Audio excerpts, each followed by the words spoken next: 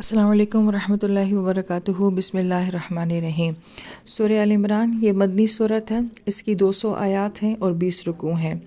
سورہ بقرہ اور سورہ آل عمران میں مضامین کے لحاظ سے اور آیات میں بھی کافی مشابہت ہے۔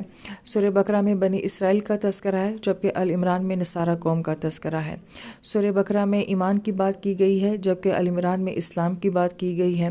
سورہ بقرہ کے بعد مسلمانوں نے غزوہ بدر کو فیس کیا تھا، جبکہ آل عمران میں غزوہ احد کو بیان کیا جاتا ہے۔ پھر سورہ بقرہ میں جن عبادات اور احکام کی بات کی گئی تھی، اس کی تکمیلی بات ہمیں آل عمران میں نظر آتی ہے۔